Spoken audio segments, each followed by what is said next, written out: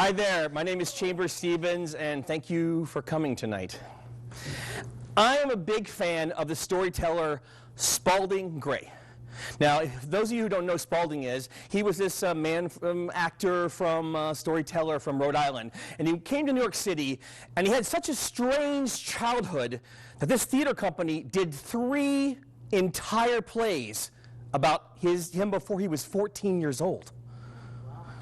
Okay, and then but he really was most famous for doing plays just telling stories. Okay, his most famous is called Swimming to Cambodia. It traveled around the whole world. It was about when he was doing the movie The Killing Fields. And it was so popular that Jonathan Demme, who directed Silence of the Lambs, he actually made a movie from it. And the next one was called Monster in a Box, when Spalding was having trouble writing like his novel, and Tommy Schlamme, who actually directed West Wing, made a movie of that. And the next one was directed by Steven Soderbergh. Now, these are movies in which a person just sits at a table and tells stories. That's all. Now, I could relate to that because being from Tennessee in a small town, my family just sat at tables and told stories. My grandfather was the greatest storyteller of all time. He would not call himself a storyteller, he would call himself a liar. And he had this certain technique where he would tell a story that was totally full of crap, okay? But at the end, he would put one real fact in it so that people would believe it. Like he'd say, like, one day I went out, he was a farmer, and there was a pig eating my corn. So I tried to chase that wild pig away, and the pig wouldn't go anything, so I grabbed its tail, and that pig started running, and I couldn't let go, and that pig started flying through the air, and I was holding it really tight, and we were flying over the mountains until finally I got near a pine tree, and I let go, and I grabbed one of the branches, and it took me 20 minutes to climb down. It took me half the day to walk all the way home. When I got home, my wife said, "I have some bad news. John F. Kennedy's been shot." And people would say, "I remember that day, we couldn't find you." And people believed his stories because they were full of crap, but they had that little fact at the end. My father, his son, of course, rebelled against that kind of storytelling. He told stories that were absolutely 100% true, except he would throw a teeny seed of crap right in the middle. He was a long game kind of guy, okay? That little piece of, let's just call it a lie. That little lie would fester over the years and get bigger and bigger and bigger as people started telling his stories over and over again, until soon his stories were all over the country. But mainly people remembered the little tiny piece of crap. Now, Spalding, unfortunately, fell off the Staten Island ferry and was never found. Okay, and Steven Soderbergh, the director of Ocean's 11, 12, 13, Sex, Lies, and Videotape, he decided to make a documentary about Spalding, okay? But instead of having people talk about Spalding, he decided to do something totally different. He decided to take all of Spalding's different movies and put them together and have Spalding tell his own story. It was supposed to be fantastic, but it played in New York, got great reviews by the Times, but it did not come to LA. And so one day I go to the movies, and I see Steven Soderbergh.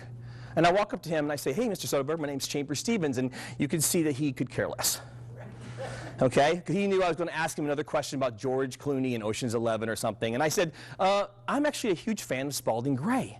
And then he got real excited. And I said, "And I wanted to see your documentary, but it didn't come to Los Angeles." And he goes, "Guess what? On Tuesday, the DVD comes out." I'm like, "That's fantastic." And he goes, "The best news is," he goes, "Are you very familiar with Spalding's work?" I said, "I've seen all his shows. I've read all of them all except for one." He's like, "Exactly. I had read them all except for one." Because there was this one that no one had ever seen except for a very small audience. And so the next day, I got the DVD, and I watched the show, and the documentary was great, and I turned on, and the extras in it on the DVD was this show. And in the extras, Spalding had a box which looked exactly like this box. And he had cards in it which looked exactly like the cards here. And what he did is, before the show, he shuffled them up just like I shuffled these up. And then he pulled them out one at a time, and he told stories about all the different plays he was in. Now, it wasn't Spalding's best show, but it was very interesting to see how chance changed the show every night. And I thought in 2015, it might be a great idea for a show for me. But no one would care about all the different plays I had done.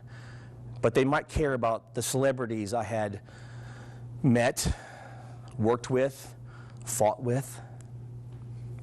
And it made me remember when I was 12, I was really frustrated being a storyteller because my father was so good and my grandfather was so good. And I talked to my mom, and I said, how should I tell my stories? And she said, son, try to live a fantastic life and then just tell the truth. So tonight, I'm going to tell the truth. All the stories I'm going to tell you are 100% true. To the best of my memory, and I am 51 years old, so whatever, okay?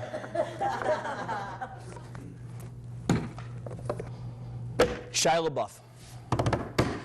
Shia LaBeouf once gave a comic book that Shia had read to my 8-year-old son about the joys of smoking.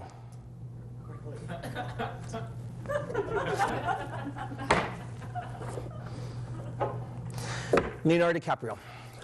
Leonardo DiCaprio, okay, there's this fantastic chocolate shop in our neighborhood, okay, called John Kelly's, and it's like really, really popular. Everyone loves it. It's on Oprah's 100 Best Things That She Loves, and it's on, you know, like Martha Stewart's magazine. Everyone loves this, and 1 month, a couple years ago, there was a black sedan parked in front of John Kelly's for a whole month. He would arrive every day when his place opened, and he would leave when it closed. He rarely got out of the car. The only time he ever got out of the car is when another car would pull up next to the sedan. He would get out, another guy would get in the car, and they would travel back and forth, and then they'd come back and they would change positions.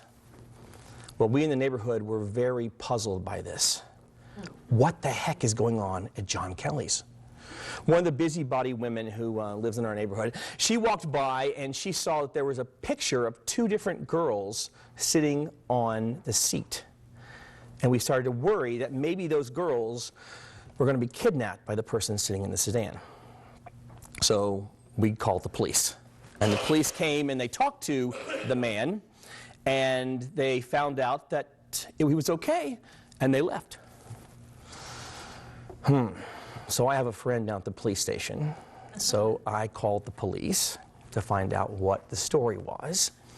And the story was that Leonardo DiCaprio is addicted to John Kelly chocolates. And he was getting ready to shoot the movie The Great Gatsby, where he had to look really skinny. So 20th Century Fox put a guard in front of the John Kelly store. And those 2 pictures are Leonardo's assistants. So the guy was there to make sure they did not buy him chocolate.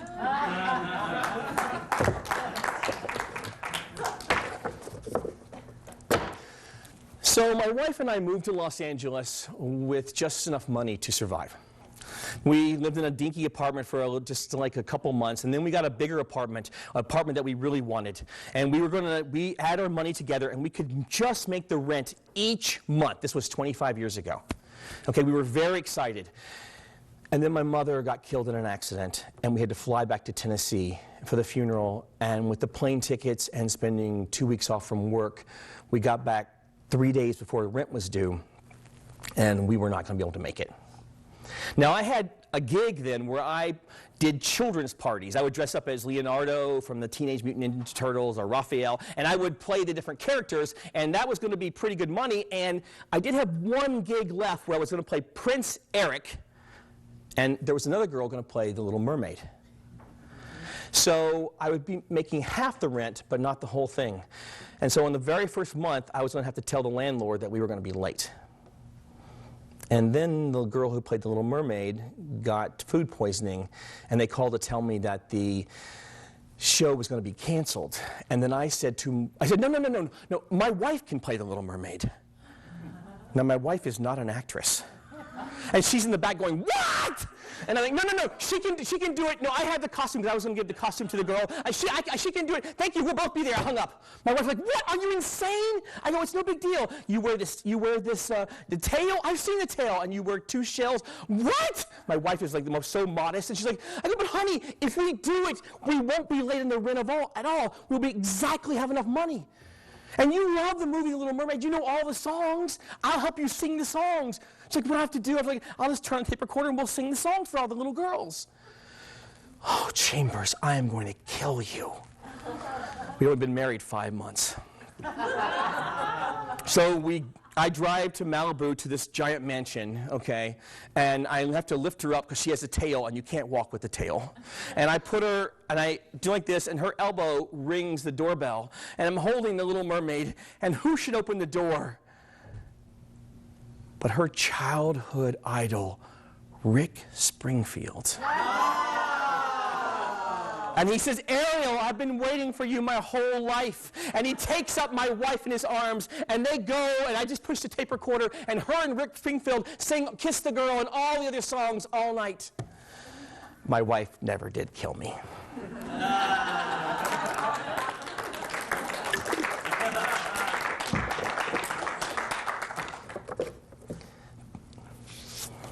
So someone gives me this, I'm an acting coach, and people, when they book jobs, people give me presents. It's one of the best parts of being an acting coach.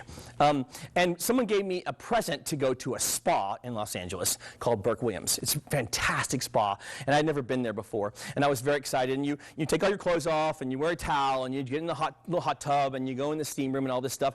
And so I'd been there like an hour, and I felt really relaxed, and so I decided it was time to go home. And I went to my locker, and I opened it to change clothes, and my towel fell, and then just as my towel fell, an arm came over the top of me to open their locker. And I thought, oh, and excuse me, and I turned around, and I'm naked, and the person next to me is naked, and it's George Michael, who sings the song Faith. And I'm looking right at him, and we're the same size, and he had just been arrested for the bathroom incident, okay? And I'm like kind of nervous about it, and so he's looking right in my eyes, and he's kind of smiling, so I look down at his little wham by accident, and then I look back up again, and he's like,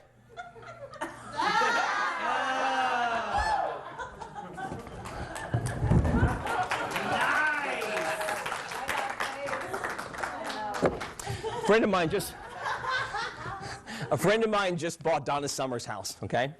And there's a room that is as big as this room, and it has all these little compartments on every single wall, 10 high, all over the wall. What was in those compartments? Costumes. Alcohol. Keep going. What? Wigs. Wigs! Over 100 wigs. She's a disco queen. I auditioned to play Darlene on Roseanne's, her boyfriend. I worked really hard on that. I had watched Roseanne the first 2 seasons, and I loved it. It was so funny. And I decided to really just give it my best shot. And I met this cast director I'd never met before.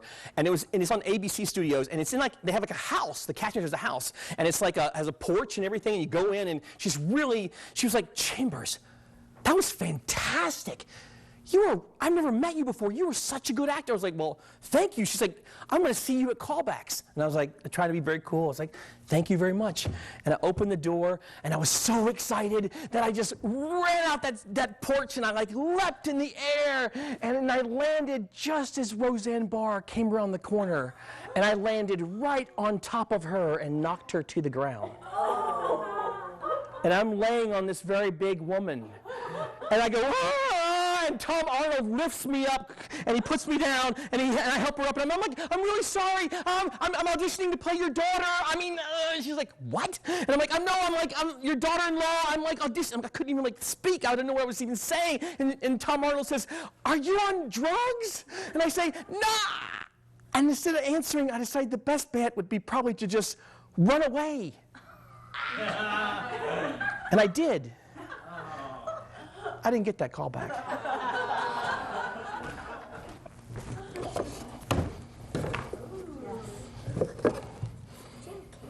Jim Carrey. I live at the bottom of Runyon Canyon, which is this canyon that goes up on Hollywood, and when you get to the top, you can see the whole city. And when I first moved there 25 years ago, there was this weirdo, Jim Carrey, who every day stood for like 20 minutes like this at downtown and looked like that.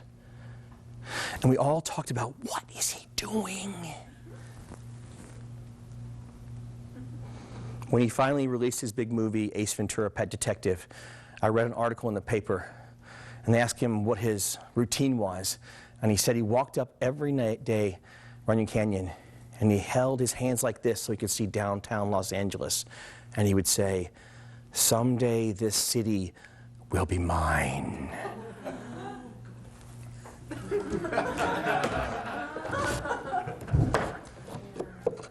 Richard Nixon. My wife's family are diehard Republicans. And they love to tell the story about when they went to Washington, D.C. My wife was 6. And they went to visit the White House, and it happened to be the day that Richard Nixon resigned. They had had passes to tour the White House, but of course it was closed that day. And they stood at the gate at 1600 Pennsylvania Avenue and watched the helicopter take off. I heard this story, I've been married 25 years, I heard this story over and over and over again. They would tell it always the same about what that had meant to them seeing that day. My father-in-law had been a big fan of Richard Nixon and had not actually believed he was a crook until the absolute last minute. I heard this story so much I could envision that day. I could envision the fence, I could envision the helicopter taking off. And one day, I was with my dad and my wife, and I said, oh, Dad, I meant to tell you this. Do you know that Betsy's family was there the day, my father loved politics, he was there the day that Richard Nixon resigned. Now, my father was a diehard Democrat, okay? He's passed away now, but he was a diehard Democrat, and he was also in the Army and a paratrooper, and his biggest regret in life was that he was the part of the paratrooper team that had rescued Vice President Richard Nixon when he got blocked in that Latin American place, and my father had flown in, and because the people had seen the paratroopers coming, they all scattered, and my father had rescued Richard Nixon, and he always said if he knew what kind of man he was going to be, he would have left him there. So I told him, hey, they were there the day that Richard Nixon resigned. And my father looked at me kind of strange, and he said, you were there the day Richard Nixon resigned. I'm like, what? He goes, get that photo album. We get the photo album out, and indeed, 30 years ago, there are these pictures of me standing at the fence, just like I'd seen it in my head, and the helicopter taking off. I was like, I didn't even remember that at all. And I like to think that maybe that 8-year-old boy kind of looked over while the rest of the country was watching their destiny. The 8-year-old boy looked over and he saw the 6-year-old girl. And maybe his journey started on that day too.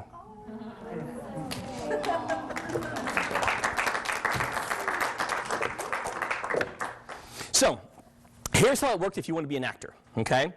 An agent gets something called the breakdowns, okay? Breakdowns have every single part that's going to be auditioned for in the next couple of weeks. And it tells you, say it says like Big Bang Theory, so-and-so's Sheldon's girlfriend.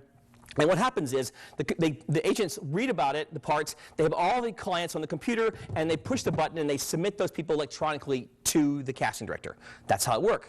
When I first moved to Los Angeles, those breakdowns were not, there was no such thing as a personal computer. And so the breakdowns were a magazine that was delivered only to the agents and the managers. No one else could get them. Okay? They would deliver them every morning. The agents and managers would read them. Then they would pull the pictures, put them in envelopes. At noon, messengers would come all over the city, get these pictures, bring them to a central place, sort them, deliver them to the casting directors, and by 4 o'clock, you got your first audition. Much easier today. So when I first moved to town, I got a manager. She lived in Beverly Hills, okay? And I would go to her house, which took about an hour through traffic every day, and I would read the breakdowns with her, and I would say, I'd be perfect for this part, and I'd be perfect for this part. And I'd say, did you know I could fence? Did you know I could clog? Whatever it was to kind of help my career move forward. So it would take me an hour to get there. I'd spend like 4 hours there. It'd take me an hour to get back, and I did this for 6 months, and I got some parts because of it. And one day she said, look, Chambers, you've been really good, but it's taking up all your time to travel back and forth. There's a manager who lives only a couple blocks from you. And this manager, I happen to know, never gets up until 9 o'clock because she reads a book a night. And what you can do is you can go to her mailbox, because there's no cell phones in those days. You open the mailbox, you can read the breakdowns, write down the parts you're ready for, come back to your house, call me. I'm like, She said, just try it. So I went there, and there's a mailbox in this big hill with a house on the hill. So I opened them, and there they were, and I wrote down the parts I was doing, and I went back home. It took 10 minutes as opposed to 5 hours. And I still got the same amount of auditions, same amount of parts. So I did it every morning since I would get there really early. And then one morning, I opened the mailbox, and there's a note. Dear sir, if you're going to read my breakdowns, you could at least carry them to the top of the steps so an old woman doesn't have to come down the hill to get them. She knows what I'm doing. So I said that was the least I could do. So every day I would read them, and I'd put them on her porch every day. And then after about 2 more months, there was another note. Dear sir, you are the most dependable person in my life. Why don't you leave me your number in case I ever need you? You owe me that. It's true, okay?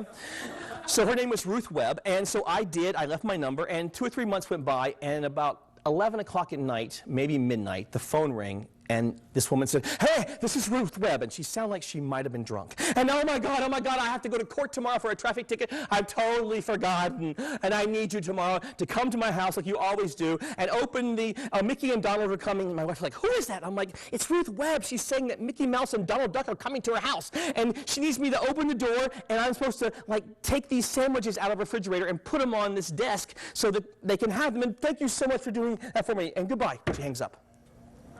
My wife says, I go, I don't know, she's drunk. But I'm supposed to go there, and Mickey Mouse and Donald Duck are supposed to be there, and they're supposed to come. She's like, are you going to do it? I'm like, I kind of have to. She's given me access to her breakdowns for 6 months. So I go there, and this is the first time her car is not there. So I walk into the house, and the house, and there's a key, like she says, under the mat, and the house has all these tubes running through the ceilings. And there are live raccoons that she are her pets that are playing outside, and they run back and forth across this big room. And there is a big, giant grand piano in this room, and then a lot of space and a couch. And there's a note that says, sandwiches there. So I go into the refrigerator, there are sandwiches, there are milk, everything she says, and I put them on the table. She even has things that says, put them on this table. I put them on the table, and I went and sat on her couch, waiting for 2 cartoon characters to show up. Ding dong, doorbell rang. I opened the door, and there is Donald O'Connor from Singing in the Rain. And I'm like, oh. He's like, oh, thank God someone's here. Is Mickey Rooney here yet? And just then a car pulls up. He's like, hi, I'm here! And then Mickey's like, who is this? And Donald says, this is our audience. And Mickey's like, thank God we have an audience. And then another man gets out, and he is the accompanist. And it turns out they're working on their Vegas act, okay? And they're going to rehearse all day. And they said, you'll stay, right? So we can perform just for you? Yes!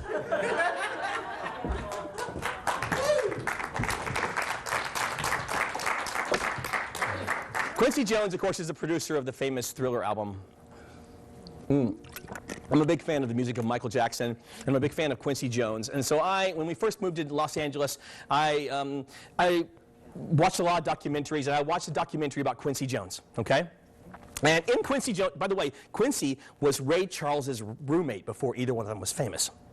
And in this documentary, Quincy told how he made this ribs that Ray Charles thought were the best ribs ever, and he gave the recipe. So my wife and I didn't have a lot of money, but we loved to cook. So we saved our money, so Sunday night we were able to buy 2 big racks of ribs, okay? And we made the recipe, just like he said, was to put all this stuff on aluminum foil and put all these spices and then put them in the oven at 250 for like 8 hours. And the house smelled fantastic. And Quincy in the documentary said that the meat will fall off the bone. And so we were so starving all day because we didn't have enough money to eat that much, but we were waiting for these ribs. And at the end of the day, we took the ribs out, we opened them up, and indeed they fell off the bone because the meat was sawdust.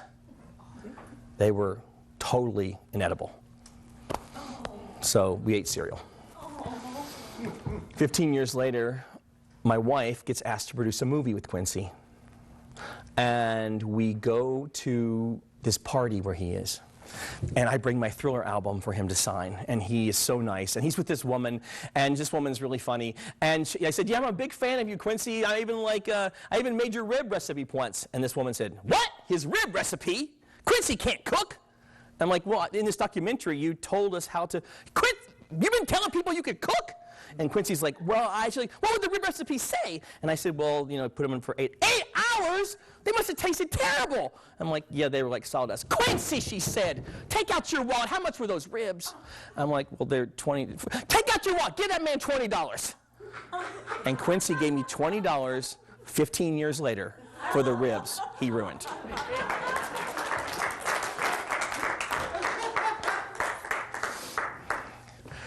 So before I came here, Montana, I was so excited. I came here when I was a little boy, but I read the book River Runs Through It. And yesterday I got to ride a tube down the Bitterroot River. And that book means a lot to me because I got to go to the premiere of A River Runs Through It when it was held in Los Angeles. It was actually a benefit for rivers, so I got to buy a ticket, and my wife and I did, and all the stars were there. It was Tom Cruise and Jodie Foster. Of course, Robert Redford directed the movie with Brad Pitt. They were all there. But one man was there that I was so excited to meet. Anthony Robbins, the motivational speaker. He's like 7 feet tall. And my wife is like, I can't believe of all the people in this room, you want to meet Anthony Robbins? But see, I'd gotten those friggin' tapes from the library, and I listened on how to focus and get my goals. And like I had, in the last couple of months, I had reached goals I never even thought possible, and I gave him credit. And I was going to tell him that no matter what tonight. Well, he was one of the sponsors of this event. And at one point, my wife said, I can't believe you're going to go talk to him. And I hear this person say behind me, I can't believe Anthony Robbins is here, very disdainfully. And this man, whose voice sounds very familiar, and later I find out it's Martin Sheen. He says, don't ever say anything bad about Anthony Robbins. Mother Teresa called me, and she asked me to get Hollywood to give enough money to get 2 portable hospitals sent to India. I called everybody I knew, and I could barely get enough for 1. And don't tell anybody this, Martin said. But Anthony bought the other by himself, but he didn't want anyone else to know. I said to my wife, see, he's a good guy. So there he was, all of a sudden, I look over, and he's standing next to Brad Pitt, Robert Redford, Jodie Foster, Tom Cruise. I'm like, I'm going to talk to him. She's like, now? You're going to talk to him now? I'm like, yes, he's just finishing a story. I'm going to talk to him. So I walked up and I go, Mr. Robbins, my name's Chambers Stevens. I just wanted to say how much your tapes meant to me. And he turned to me, almost 7 foot tall guy, and he took my hand and he said, Chambers, thank you very much for saying that. Have you met Mr. Redford? And I shook hands with each person. And I was like, wow. And then he said, in what ways have my tapes meant something to you? And I tell him that I was able to reach these goals because I listened to him. He helped me focus in ways. And he said, Chambers, thank you so much for saying that. And then I turned and left. It was like the perfect encounter. I just totally walked up to him, and I felt this tingling on my arm. And then I replayed the whole thing in slow motion.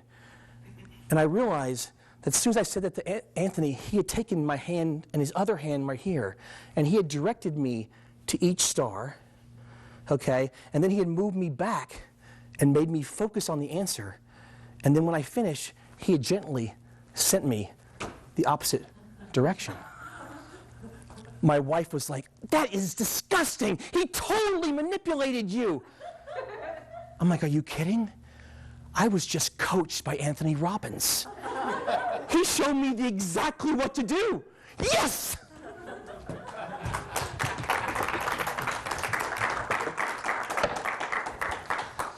So I didn't do those parties very long. And after a couple of years, this big producer in town asked me to do a party for her kid. And our kid was like 9, 8. And I said, I don't really do children's parties anymore. I've kind of moved on past that. And then she told me how much she would pay me, and I said, what time do you need me to be there? And I got the kids excited and playing games and stuff. But I noticed that there was one little girl sitting on her swing by herself. And when the kids started then kind of eating their pizza, I told the mother, I'm going to go out, the producer, I'm going to go outside and talk to this little girl.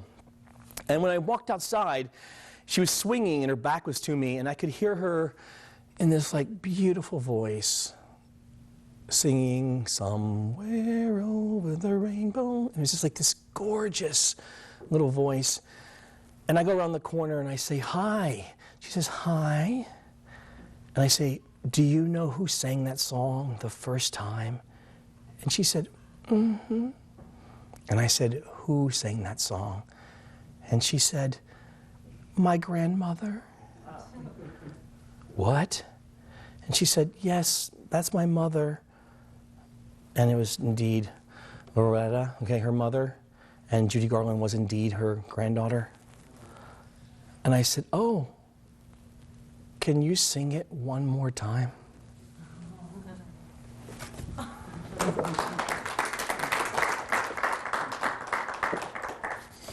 George Balanchine, of course, is one of the world's greatest ballet choreographers. And he discovered Baryshnikov and people like that.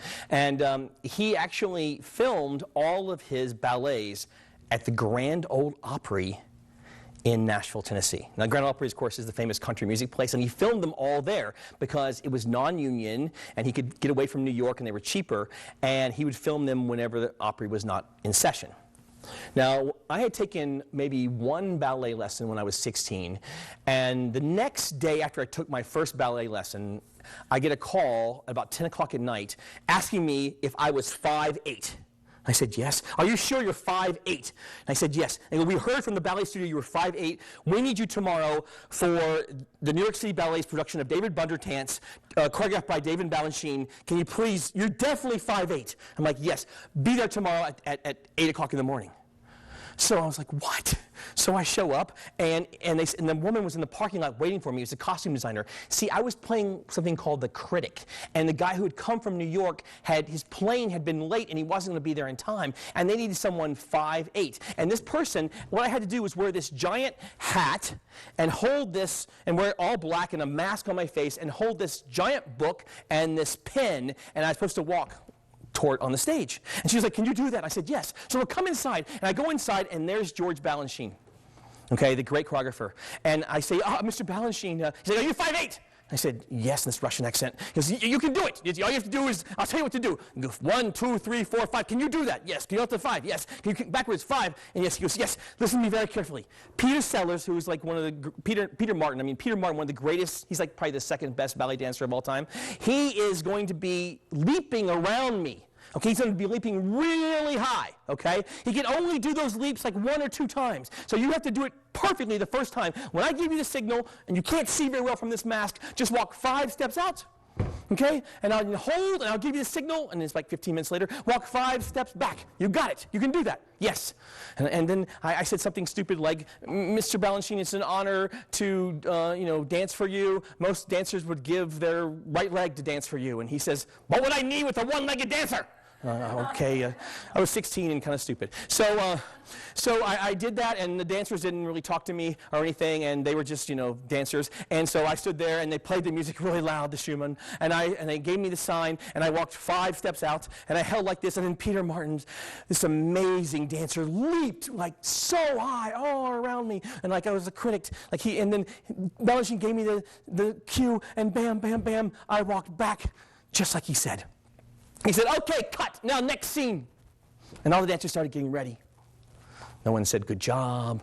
The costume designer came and took the costume off of me, and I was watching them go to the next scene. But I didn't really care that they didn't say good job, because I was standing on the stage of the Grand Ole friggin' Opry. I'd always dreamed about that. I had seen Dolly Parton there, and Barb Mandrell, and Johnny Cash, and all these incredible people. I was so excited I was there. And I had pledged myself, being a lifelong clogger, that someday I would dance on that stage. And they were over there, not noticing me, so I decided to do a little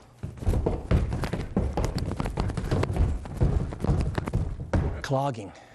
And I got kind of carried away, and I was dancing for probably like 25 seconds, and I finally stopped, and the whole corps of the New York City Ballet was staring at me. Mr. Balanchine said, what is that? I said, well, that's clogging. That's what we do here. He said, come over here. And I walked over there. He's like, how does that go? I said, well, you go like, this is called Old Faithful. And I spent the next 10 minutes showing the New York City Ballet how to clog. And we were all dancing around.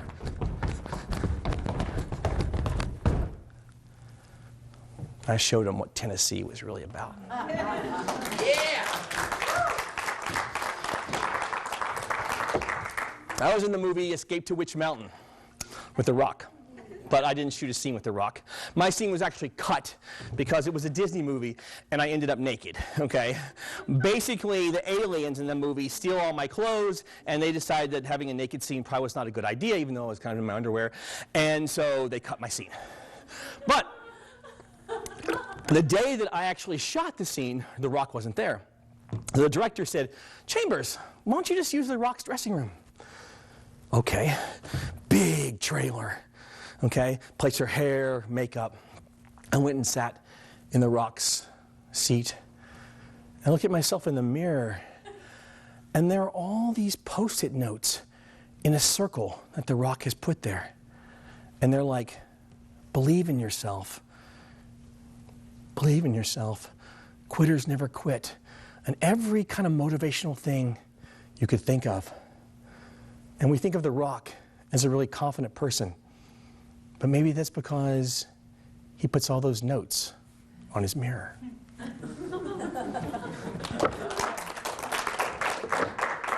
Okay, this is a blank one, okay? This doesn't often come up. By the way, these stories all change every time. So I hadn't told that Rock story ever before.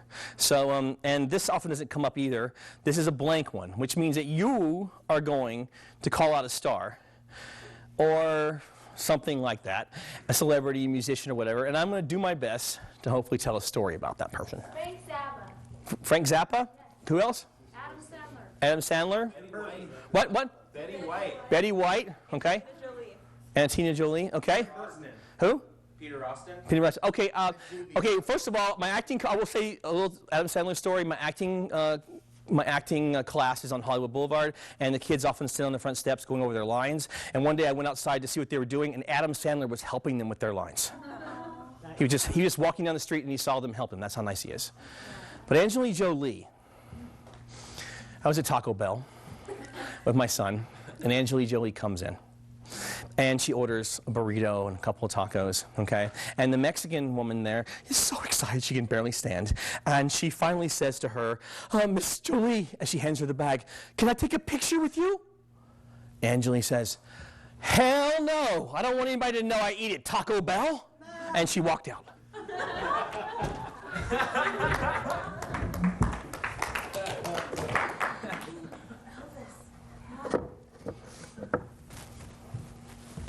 Elvis.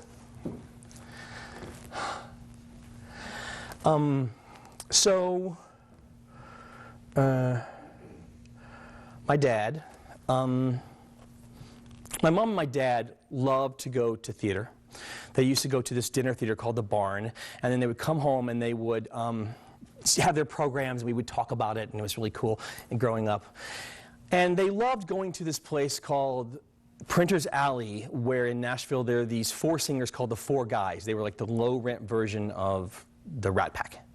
My mom would wear her mink coat, and then they would go there, and we'd have a babysitter, and the next morning when we'd wake up, my dad would then go to work, and we'd run into the bedroom, and she would tell us all the stories about the four guys and the jokes they would tell and the band and the songs they would play. And one time they went to see the four guys, and my father left for work, and we ran in, and my mother, just me this time, my mother was asleep. Not asleep, quiet, or the bedroom was quiet. And I said to her, "Mom, are you okay?" And she's sniffling, like she's really upset. And I'm like, "What's wrong?" And she says, "Something happened terrible last night. We went to see the four guys, and they were on tour. And instead, they just had the band, and they had a comic, and they had this, like, comic hypnotist or something." I'm like, "Well, what's so bad about that?" And she said, "Well, they brought your dad up on stage, and they put people up stage, and they made them remember certain things and whatever. And your dad, they said the word, they hypnotized him and said the word pomegranate. And your dad walked around on stage like he was a chicken. And everyone thought it was hilarious." I'm like, "I bet that was hilarious." She goes, "Yeah, but afterwards, we were walking outside, and your dad said, 'Listen, honey, please make sure next time that the four guys are going to be there. That was not near as much fun as we usually have.'" And they get in the car, and my mother says, "I thought it was hilarious when you were acting like a chicken." And he's like, "What the hell are you talking about?" And she said, "You know, when they said pomegranate," and my dad just went crazy inside the car like a chicken caught inside a car, and just went like nuts. And my mother, and he swung like this, and he hit her on the shoulder, and she jumped out of the car, and he was like doing like this kind of crazy, hitting all the windows and stuff. And she opened the door, and she said, "Pomegranate." And then my dad hit his head on the steering wheel, and he said, "Oh, I don't feel so good. Maybe I drank too much." And my mother drove him home. And she said, "What do we do now?" And I was like, I'm like 12, and I'm like, "I don't know." She's like, "We should probably go to the place." So we went to the place, and four guys at like 1 o'clock in the afternoon, and it's on a Saturday, and they said that the hypnotist had been there all week, and he's already gone. And so my mother just said, "Make sure that you don't tell anybody this story, please. We'll just never say the word pomegranate, because it's 1975 in Nashville, Tennessee, and who the hell says pomegranate in 1975? So I didn't. And then when I was like 13, my aunt got sick, and my brother and my mother went somewhere and to take care of her. And I was home, and I got invited to my first boy-girl party. And I was in the bathroom getting ready, and my father comes in and says, "I told you to mow the yard today. You said you promised me you would." And I had forgotten. And he said, "Well, your punishment is that you will not go to the party." And I begged him and pleaded with him, and he would not let me go to the party. And I was mad, and I said pomegranate. And my father went, like my mother said, absolutely batshit crazy. And I shut the door, and I ran all the way to the party, and I spent an hour there, and I was just eaten up with guilt. And so I came home, and the house was quiet, and I went to the bathroom, and there was no noise coming out of the bathroom. The door was still shut, and I moved the door, and it was really hard to move, and I was really skinny in those days, and I got around the corner, and my father was laying on the floor. And there was a little bit of blood on his nose right here, and there was a little bit of blood on the door, like he had tried to peck the door. So I woke him up, and I said, "Pomegranate." And he was like, "Oh, I don't feel so good." And so I put him into bed, and I never said pomegranate ever again. And then I told you my mother was killed in an accident, and my father then married this fantastic woman named Mary Jo.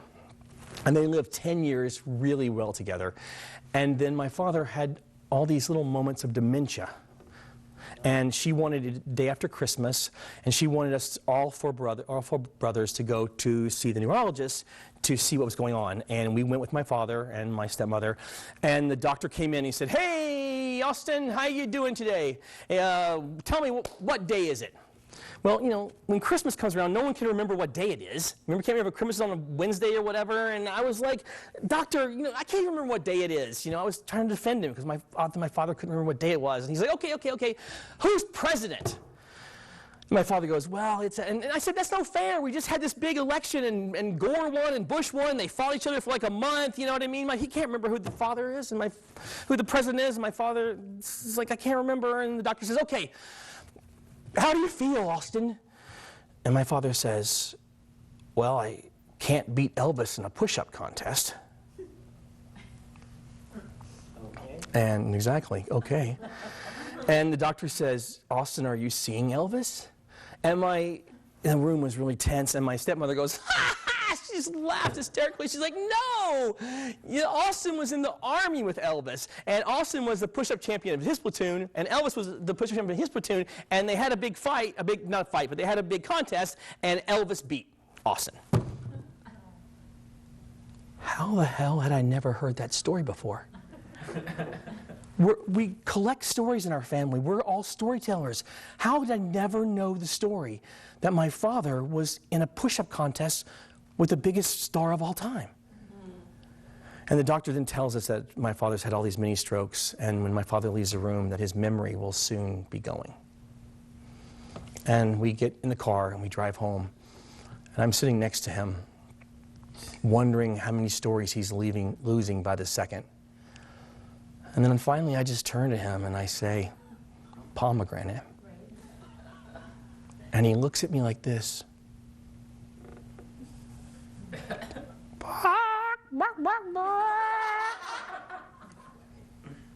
And then he just kind of forgets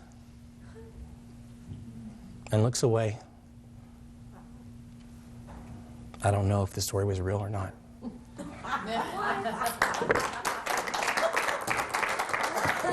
The end. Thank you, guys. Thank you, guys. Thanks for coming. I appreciate it.